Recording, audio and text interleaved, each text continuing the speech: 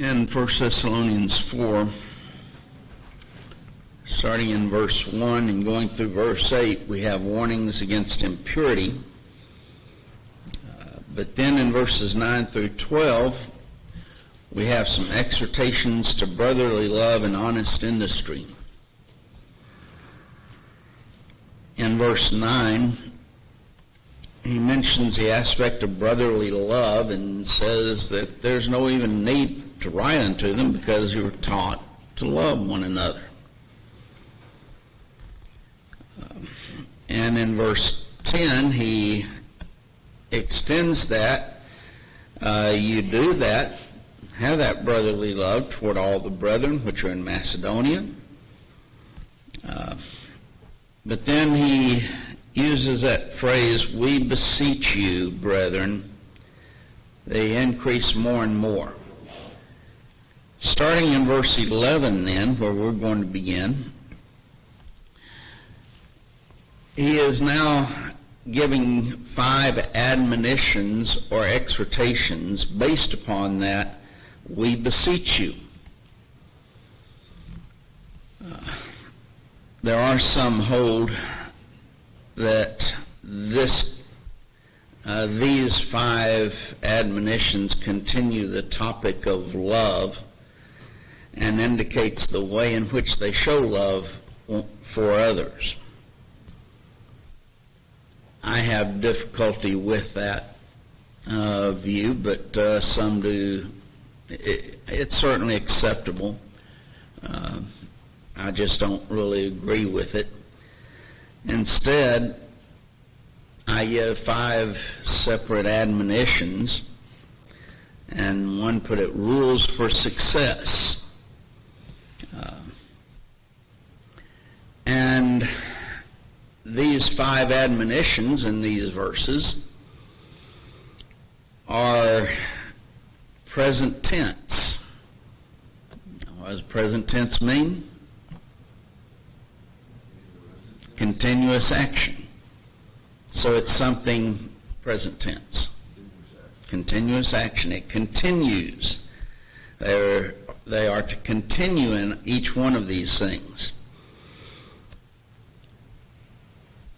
These 5 admonitions also, to a great extent, set the tone for what we'll find in 2 Thessalonians. The first is that you study to be quiet. The word study comes from a Greek word that's made up of 2 words, actually. The first part of that word is phileo. Probably you recognize that word. Phileo means love. But then the other word means honor. So love of honor, or to be fond of honor. Some thus, in looking at it, describe it as to be ambitious, and thus to strive earnestly or make it one's aim, is the way in which it's described. You make it one's aim, make it your aim. You strive earnestly to be quiet. Does that mean the Thessalonians were a bunch of loudmouth people? Always talking. He's saying you need to learn to be quiet. You know, that's what we teach our kids, don't we? I can remember hearing when I was growing up a few years ago, my dad saying, children should be seen and not heard. I think a few of y'all heard that too, huh? I always wanted to jump up on the table and start jumping around, and I didn't dare do that. Just like y'all did. That's what went through my mind. You want me to be seen? That's not this idea of quiet. It's not saying that you need to be silent from that standpoint. It's from a word that means to be still, to rest from your labor. Thayer adds, to lead a quiet life, said of those who are not running hither and hither, or hither and thither, but stay home and mind their business.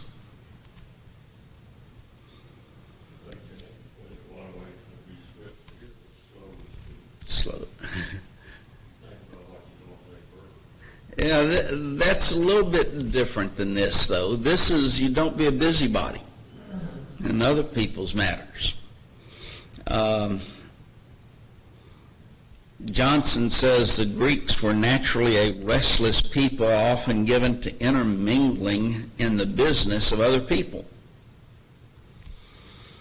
How many of you like people butting into your business? That's the idea. You stop that.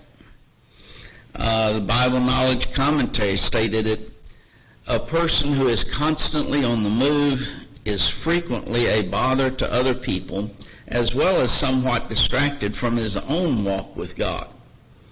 The latter can lead to the former, but a Christian who strives to be at peace with himself and God will be a source of peace to his brethren.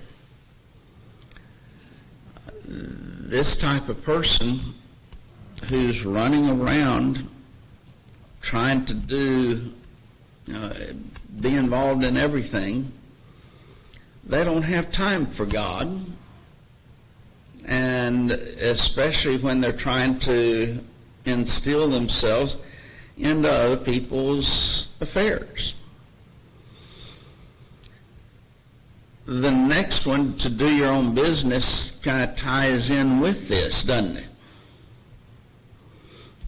The word to do means to practice, to achieve.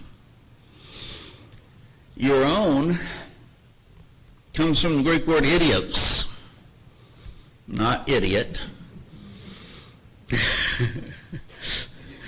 Idios. Can you think of any English word? No, that's a little different. Idiosyncrasies? What's that? Some of you are looking very like, I've never heard that word. We all have our own peccadillos. We all have our own, how was that? Peccadillos? That's idiosyncrasies. It's your own little things that you do. Why? Because it's your own. That's coming from this Greek word, idios. Here,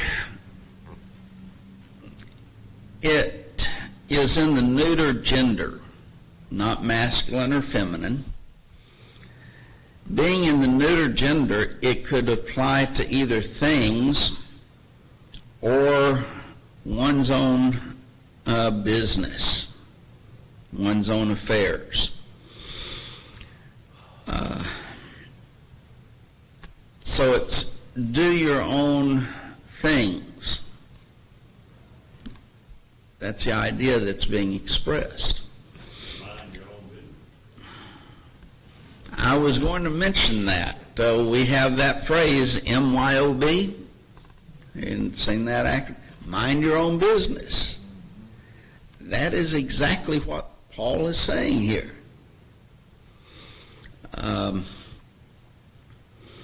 It's the opposite of what Peter expresses in 1 Peter 4 and verse 15.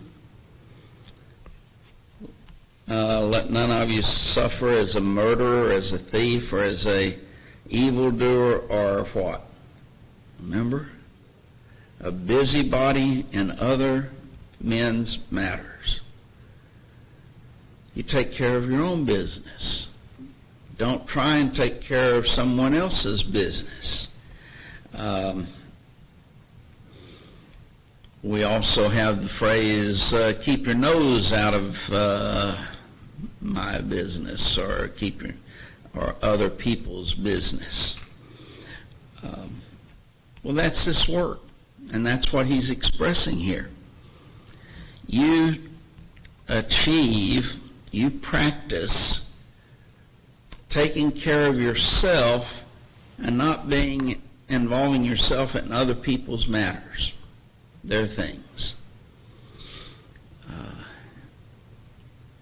If you've got, and that kind of goes back to what we were talking about in relationship to study to be quiet. They were running around. What were they doing? Trying to get in everyone's business, take care of everything for everybody else. And Paul's saying Christians not to be acting like that. You take care of your own things. Now then, let's kind of compare that with, though, what we would read in Galatians, the 6th chapter. Remember in Galatians 6,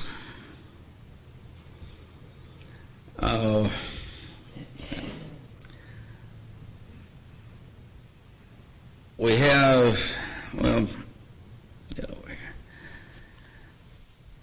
the admonition in verse 2. This is after, if anyone is overtaken in a fault, ye which are spiritual, restore such a one in the spirit of meekness, that they also, considering thyself, lest thou also be tempted. What's the next admonition? Bear one another's burdens, and so fulfill the law of Christ. Now, how can you, on the one hand, bear one another's burdens, and on the other hand, study to be quiet and do your own business? Waiting until they ask for it?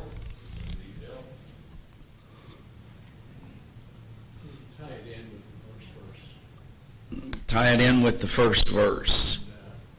And that's Galatians 6 he's talking about, tying it in with the first verse. Ye which are spiritual, restore such one in the spirit of meekness. What is it? You bear one another's burdens. You're going to them, trying to get them to repent, trying to encourage repentance on their part, to restore them. If you skip down to verse 5, though, in Galatians 6, for every man shall bear his own burden.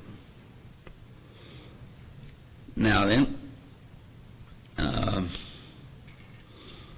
this is dealing with, in verse 5, one's own personal responsibility.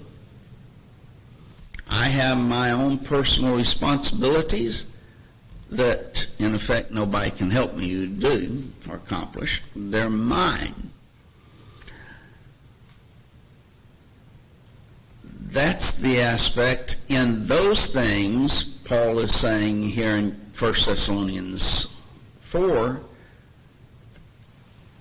they've got their own business. They've got their own things, their own burdens to bear that you cannot help them with. Stay out of it. Don't try and interfere with them in the performance of their duty, their own work. And so that's what he's accomplishing or talking about here. Whereas verse 2 are those matters which we can help with, and we should be willing to help with, and especially the aspect of verse 1, someone who falls away. Should they be left alone? Should they be ignored? No. It's we need to try to restore them.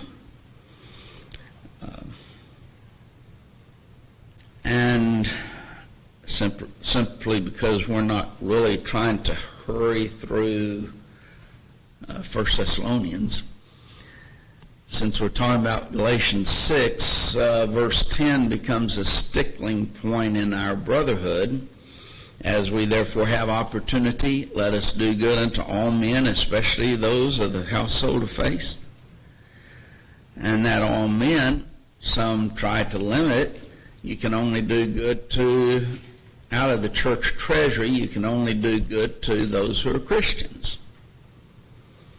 And that it is sinful. In fact, one person signed a proposition and debated this, that it is sinful, and I don't remember exactly the way in which it was worded, that a congregation would basically go to hell if they took a dime out of the church treasury to help a dying child.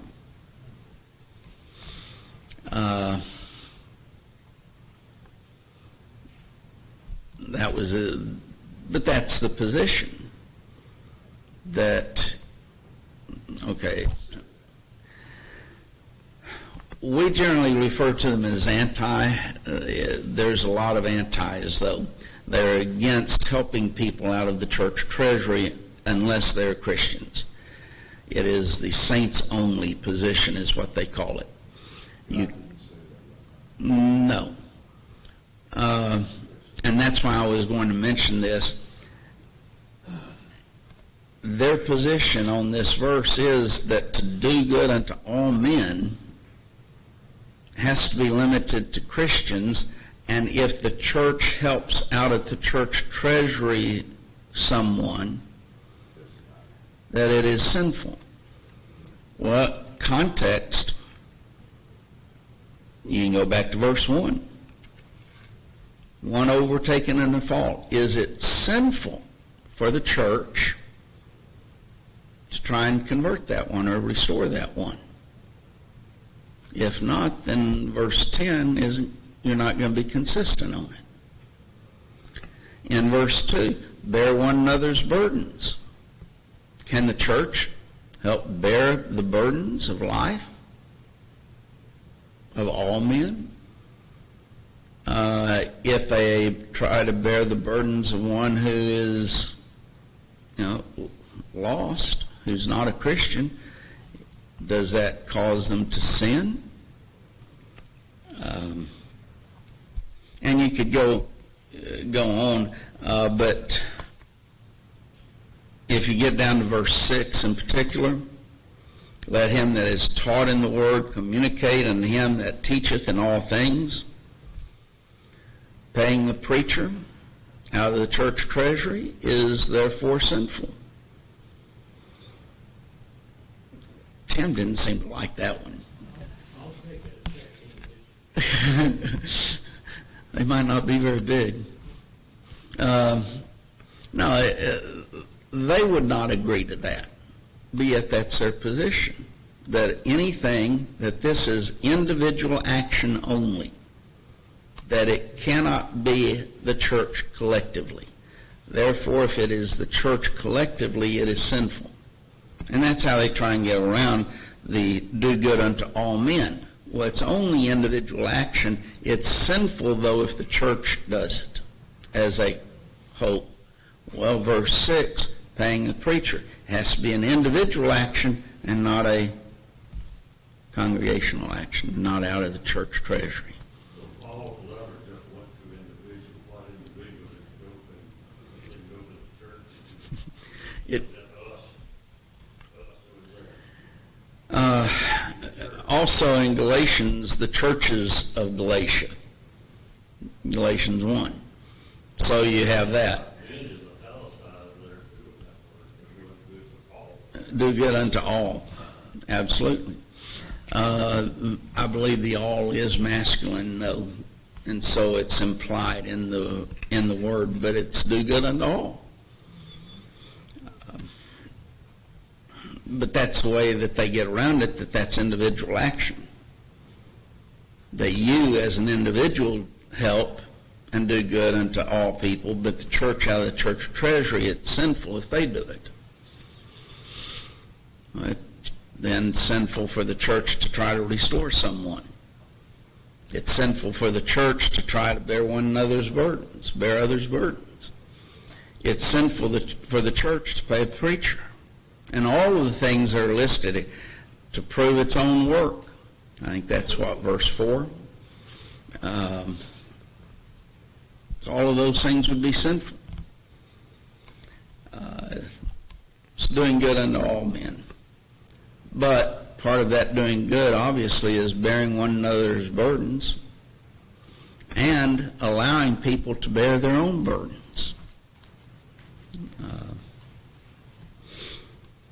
you heard some say that if a child out there got to a person, please, you couldn't go into the baptistry, didn't think, and then go back and put it on his face, and that is thing. Yeah, because that's out of the church.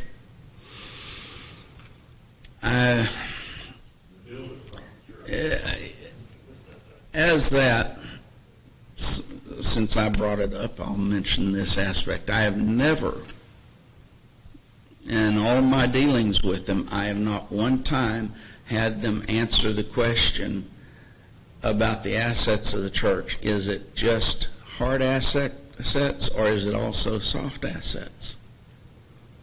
Which one? Or does it include both? Does it only include money? What about this building? Is that an asset? The pews that are in this building, are that an asset? Did that come out of the church treasury? It does. Thus, can you take that hard asset, for example, and allow someone who's not a Christian to enjoy? The air conditioning. I wish it was on right now. He'll probably wish it was off. When it's hot, air conditioning. Is that a hard asset? Can we allow them to enjoy an air conditioning building? The property that we buy. Can we allow a non-Christian to walk on it? You see, they refuse to answer what is the treasury? What's it comprised of? Is it only cash? Or does it include all of these other things? They refuse to answer because they know the difficulty that's involved in it. Many have argued, can they get a drink of water out of the water fountain? Non-Christians we're talking about. Can a non-Christian use the restrooms?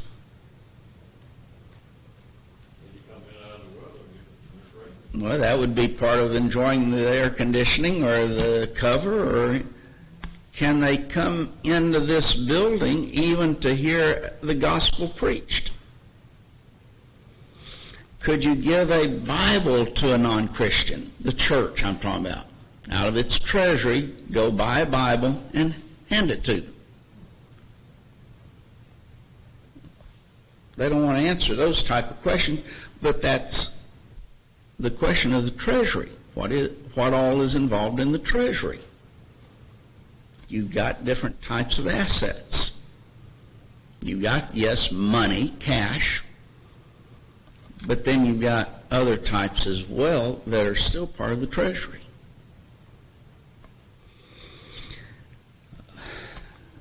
So yes, that doctrine is a false doctrine. And I'll just add, it is, if that doctrine is true, then Christ sinned in giving his life for those who are who? Sinners. You have people who are not Christian that Christ gave his life for. Now, why did he have the right to do so? According to this doctrine. And since church is the fullness of him that filleth all in all, Ephesians 1:22 and 23, by what right did he have to give anything to non-Christians, to those who are sinners. It is a wicked doctrine. But there are certain aspects that, yes, the church can help. But there's also, that's true of individuals as well. It's also true where sometimes we must allow them to do their own thing, their own business, and take care of their own business.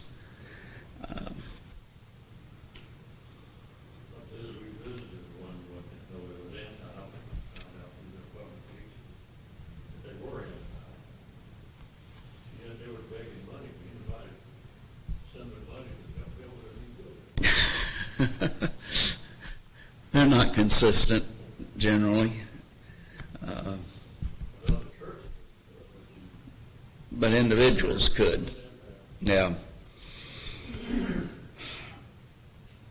The third admonition, to work with your own hands, as we commanded you, he adds. They were to work and earn a living, not be asking the church to support them. A Christian is not to be an idler or a loafer. A Christian should be the very best worker that a person has. That's the epitome of Christianity as being seen by the world. Someone who is diligent in their work and their work effort.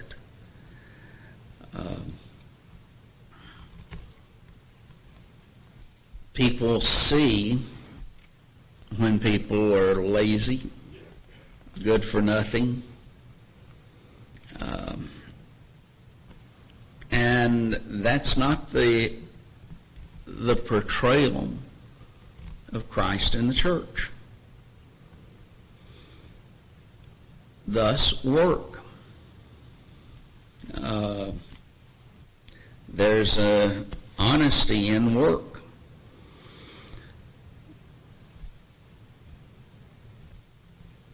A.T. Robertson added that there were pious idlers in the church in Thessalonica who were promoting trouble. So pious, so religious, and yet they weren't working. They were just causing trouble, going around and getting involved in other people's business instead. And Paul's dealing with this problem. He deals with it even more there. Yeah. And the one who doesn't work, don't let him eat. Let him starve. World Bible Commentary stated that the Greeks deplored manual labor and delegated it, or no, they use relegated it to the slaves as much as possible. But the Greeks held it in esteem. Every Jewish boy was taught a trade regardless of his family's wealth. Work itself is a blessing, and working with one's hands should never be despised by Christians. So they describe, here's the Greeks, what they like to do. They like to sit around and talk. And that's all that they wanted to do. Work, they despised it. Especially what they liked was discussing philosophy. If you go to look at Paul in Athens, people who basically sat around and did nothing but philosophy. Henry? Paul set the example back in Acts 20 when he's talking about working in the Yes. people supposedly Well, he in 1 Corinthians, he talks about having the right to take money. And he said, let's see, who was it to? I guess it was to the Corinthians that he did not take money from them, even though he had the right to. And he later adds, forgive me this wrong, that it would have been better for him to take money from them. But he worked with his own hands. He was a tent maker. When he was at Thessalonica, he worked with his own hands. He was a tent maker. Paul. So he was demonstrating to them the honorableness of work. So the coach says that Scripture train up a child in the way you will go and go and not depart from it. That training, vocation is something to do, work. You won't depart from it. There's a lot of interpretations of that. That was his. I remember him talking about that, and I thought it was a good point. Others say, use the illustration of a twig being bent in a certain area of interest, and you develop then that interest within them and work and teach them in that interest. But yes, Brother Coates would, putting it, you teach a child a trade as he's growing up. And that's certainly what the Jews did. That's why they say they believe Jesus was a carpenter. Yes, Jesus was a carpenter. Why? Because Joseph was a carpenter, and he would have taught him his trade. In fact, they had some sayings, and I don't remember the exact phraseology, but basically, if you didn't teach your child a trade, you were teaching him to steal. That's how strongly they felt about it. That is about right. And that's also why we see so much trouble today. Kids are not being taught anything as they grow up. And then when they get to, they're not being taught a trade in school. They go off to college and get this degree in something that is totally useless, still have no work ability. Yeah.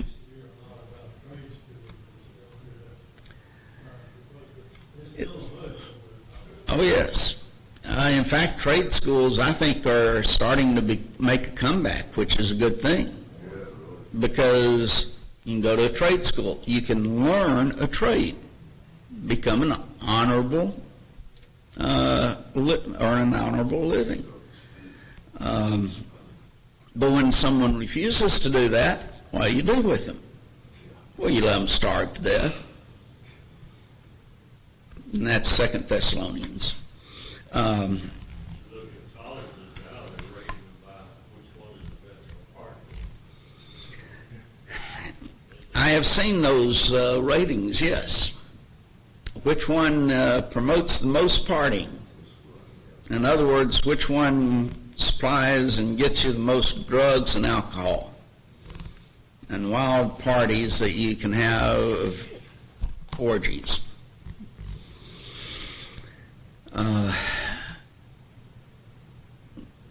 And then we expect them to learn something from them. But, yeah, Animal House was one. I think there's several others that they made that were titled Animal House. They had a second one and maybe a third one, I don't remember. I on YouTube watch these exchanges that people have with college students sometimes. And someone was reviewing Charlie Kirk's discussion with someone. And then at the end, that person, after watching it and kind of their reaction That's what they're called, reaction videos. He said you have to remember these are the ones that are going to be running. Well, he didn't mention running the country. He said voting in our next election. And one of the questions that it was Charlie Kirk asking someone, a college student, what's woman?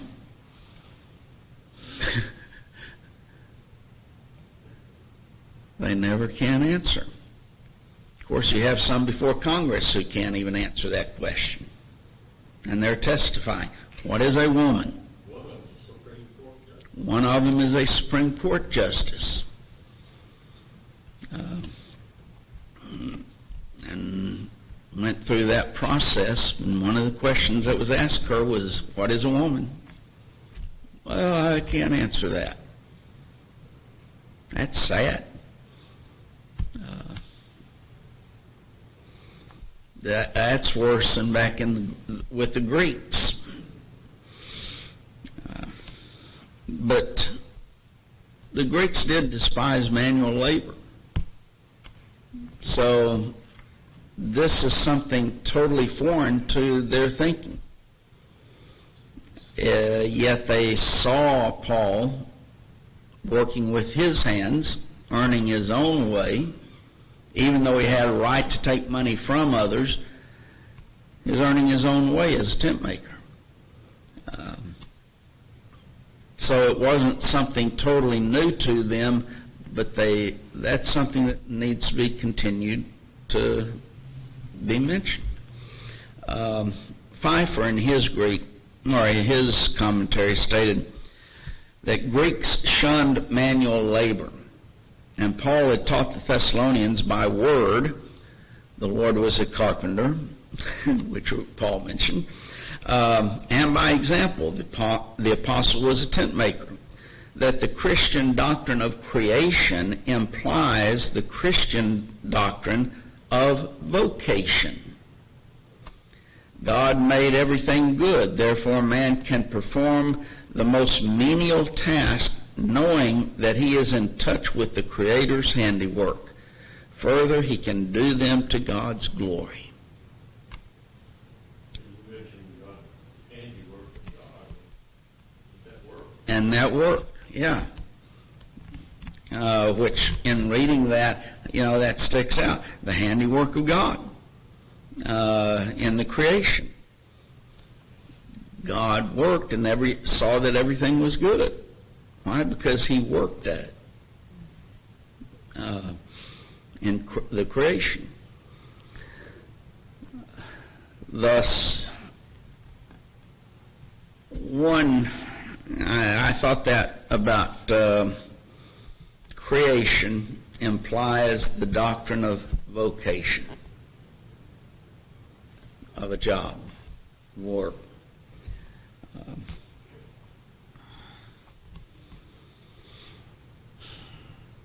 I'm going to add this, and Bill and Paul can get on to me later on. Most of you know that we're removing the Becks out of the house. One of the things that Austin, last time he got to move in there, he was given certain rules. One of them was to get a job and keep it. In all of the months since then, he has actually applied for 2 jobs. First one was declined, and I know where that one was. So he quit trying, basically forced to try again. And so he applied for a second job. I know where that one was. I know how much he would have been paid. I know that he would have had a 401k plan. He would have had insurance. He would have had all of that. Was offered the job and he refused. Now, this has application to that situation. Just to let people, you all know, we weren't giving him a rule that was, something impossible. It's something that was God ordained. You do this. And when it doesn't, then it's time to, okay, neither let him eat. So, and if anybody has any questions about that situation, you can come and talk to the eldership. We'll be happy to tell you and to show you. The work is, and I think what Pfeiffer adds here, that the most menial task that a person can perform puts him in touch with the Creator's handiwork. We should never denigrate any type of work that a man does. Denigrate someone who won't work? Absolutely. But if they are working, we should never look down upon the work that they do. Doesn't matter what the job might be. They are doing what they're supposed to be doing. I've known people, you probably do know some, who, because of a job that someone has, kind of look, oh, well, he's a this or he's a that. And they look down their nose at that person who's working at a menial job, as the term here used. We shouldn't do that. Paul mentions that in his finding the church. And those these things now, they have very important. They have an important part. Yeah.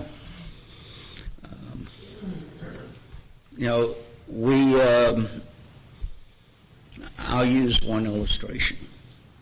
We think of, those who pick up the trash.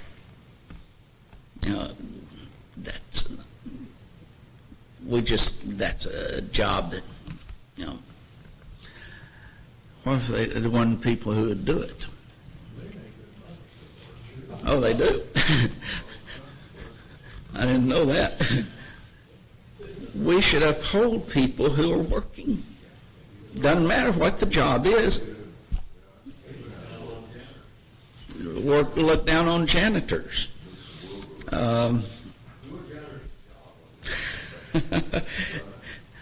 Yeah, it's pretty hard times. But how many people look down upon that janitor? What I'm saying is we should never look down upon any job, and those who work, we should uphold them, whatever job that they're involved in. That is honorable work. Now, if you're wanting to add that, oh, well, this drug dealer, he's working to sell his drugs. Well, no, we're not talking about that. We're talking about honorable work. Yeah, you don't esteem yourself above anyone. We're all necessary. And, that is the teaching in 1 Corinthians 12, that the whole body is fitly joined together, that the most important part cannot say to the least important part that I have no need of, because it's necessary for the fulfillment of the body. We'll start there with verse 12, Lord willing, next week.